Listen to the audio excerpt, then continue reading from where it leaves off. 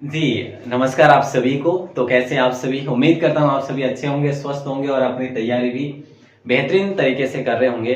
जैसा कि आप सभी को विदित है, हमारे राजस्थान में 16वीं विधानसभा के चुनाव संपन्न हुए हैं, उसका परिणाम भी आ चुका है। दोस्तों, इस वीडियो में हम मात्र 3-4 मिनट बात करेंगे आगामी परीक्षाएं जो हमारी कॉम्पिटिटिव एग्जाम होंगे उसमें किस प्रकार के सवाल बन सकते हैं। हालांकि विस्तृत वीडियो अगर करें तो आधे घंटे घंटे में भी बन सकती है, लेकिन वो एक बार शपथ ग्रहण हो जाए उसके बाद आपके सामने पेश करूंगा।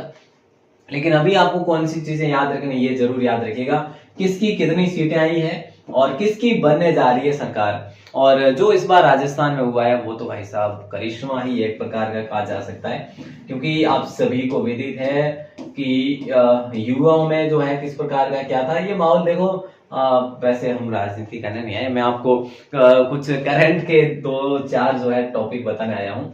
देखिए, बड़ी बात यह है कि आपको ये याद रखना है आने वाले 5 वर्षों तक कि ये जो विधानसभा के चुनाव थे ये कौन से चुनाव थे। ये 2023 में हुए, ठीक है सर, 23 में हुए। अब कब हुए तो देखो 25 नवंबर, है ना, नवंबर 25, आप लिखेंगे नवंबर 25, नवंबर 25 नवंबर को चुनाव हुए। और इसके रिजल्ट की बात करें तो रिजल्ट आया आपके 3 दिसंबर को, ठीक है, रिजल्ट 3 दिसंबर को आया, ठीक है, ये चीज आप याद रखेंगे। ये 16वीं विधानसभा थी। देखो, मतदान जो हुए ना वो इस बार कितनी सीटों पर हुए, 199 सीटों पर हुआ मतदान, ठीक है। और बहुमत के लिए 100 सीट चाहिए होती है किसी भी सरकार को। तो ये 100 सीट जो है कौन सी सरकार लेकर आई है ये भी हम बात करेंगे, ठीक है। चलिएगा, देखिए यहाँ पे हम बात करें ये अलग अलग सभी पार्टियों के सीटों के बारे में हम बात करेंगे इसमें कि भी किस पार्टी ने कितनी सीटें जो है अर्जित की है, ठीक है। तो देखिए, ध्यान से देखिएगा, बीजेपी ने 115 सीटें जो है हासिल की है। तो कुल मिला के हम ये कह सकते हैं कि पूर्ण बहुमत जो है बीजेपी ने हासिल कर लिया है, ठीक है। कांग्रेस की कुल जो सीटें आई है इस बार 69 सीट आई है। तो ये आपको याद देखो रखनी पड़ेगी, ये दोनों चीजें तो अच्छे से याद रखनी पड़ेगी अगर आपको कॉम्पिटिटिव एग्जाम में बैठना है तो रियली, ठीक है। और आरएलपी की 1 सीट आई है और राजस्थान में राष्ट्रीय लोक दल की 1 सीट आई है और बहुजन समाज पार्टी की 2 सीट हासिल हुई है इनको और भारत आदिवासी पार्टी 3 सीट हुई है। और एक जगह से भारत आदिवासी पार्टी में लगभग 69,000 का अंतर भी दिया गया है, जो कि राउत साहब है, ठीक है, राउत नाम करके जो है विधायक है।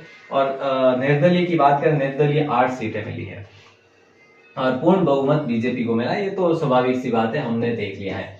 तो आपको मोस्टली ये जो है पहली लाइन अच्छे से याद करनी है, ठीक है। और एक ये आप निर्दलीय को आप अच्छे से याद कर लेना, निर्दलीय की 8 सीटें आई है, ठीक है। अब बात करें तो देखो, मोस्टली बहुत बहुत जरूरी है कि जो अंतर रहा है ना कहीं किसमें, जो देखो जो भी जीते हैं तो सर्वाधिक कम अंतर वोटों से हम बात करें, सर्वाधिक कम अंतर की बात करें, सबसे कम अंतर और सर्वाधिक अंतर की बात करें, वो कहाँ गया भैया, सर्वाधिक अंतर वाला, वो हमसे ऐड हो ही नहीं पाया, है ना।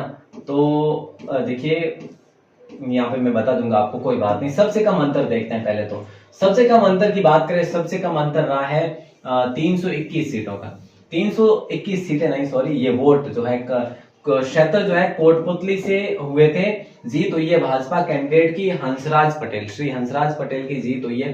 कितने वोट से? मात्र 321 वोट से जीत हुई है। तो ये अंतर जो है जो इनके नजदीकी जो कैंडिडेट आए वो हार गए हैं, जो कांग्रेस के थे श्री राजेंद्र सिंह राठौड़, तो इनकी हार हुई है। तो कितने वोटों से? 321 वोटों से। ये माइनस कर लो, ये प्लस कर लो, ठीक है। तो इस प्रकार से हम अगर सर्वाधिक अंतर की बात करें तो सर्वाधिक अंतर में देखिए, यहाँ पे मैं ऐड नहीं कर पाया,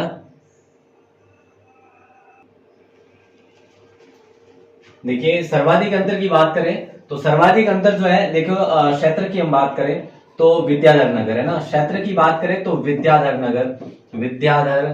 नगर की बात करें तो ये आपका विद्याधर नगर जो है जयपुर में पड़ता है। यहाँ से जो कैंडिडेट जीती है वो है भाजपा की कैंडिडेट, जिनका नाम है श्रीमती दिया कुमारी। इन्होंने सबसे अधिक जो अंतर रखा है वो रखा है 71,000 जो है, हम कहें कि 71,368 71,368 वोट का जो है डिफरेंस रखा है इन्होंने। तो ये बहुत बहुत महत्वपूर्ण है।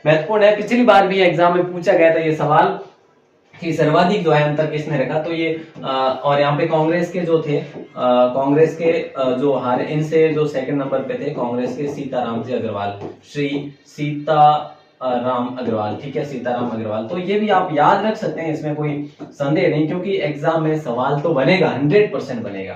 तो इस प्रकार से अगर दूसरा सर्वाधिक बड़ा अंतर देखें तो 69,000 का रहा था, जो कि हम बात करें भारत आदिवासी पार्टी जिनके थे राजकुमार रावत, जो कि अपने थे वहां से कहां से वो 84 से थे। वैसे वो हम बात नहीं करेंगे, वो हम बात करेंगे सिर्फ और सिर्फ सर्वाधिक अंतर और सबसे कम अंतर, ठीक है। तो ये चीज आपको मोस्टली याद रखनी है, और बाकी चीजें जो थी मैंने आपको बता दी। तो ये आप नोट डाउन कर सकते हैं, थोड़ा सा याद जरूर कर लेना। संक्षिप्त में जानकारी थी, बहुत ज्यादा नहीं थी, संक्षिप्त में थी। और बाकी शपथ ग्रहण होगा। अब जैसे देखते हैं सरकारें जो है क्या किसकी कैसे बनती हैं, उसके अकॉर्डिंग कैसे बनती है तो तय ही है, लेकिन शपथ ग्रहण हो जाए एक बार। शपथ हो जाने के बाद में आपके सामने जो है एक ऐसी क्लास लेकर आएंगे जिसमें हम बात करें तो क्या देखेंगे, जिसमें हम देखने वाले हैं विस्तृत विवरण के साथ में, ठीक है, विस्तृत विवरण के साथ। बाकी आप हमारे साथ जुड़े रहिएगा। अभी देखते हैं वैकेंसियां कौन कौन सी आने वाली है, कौन कौन सी रहेगी, किस प्रकार का ये अपना जो है अलग से कोई टाइम शेड्यूल जारी करेंगे या फिर वही रहेगा, वो अभी हम कह नहीं सकते पूर्ण रूप से, ठीक है। तो ऑल द बेस्ट आप सभी को, मिलते हैं अगली नई क्लास में, तब तक के लिए जय हिंद, शुक्रिया।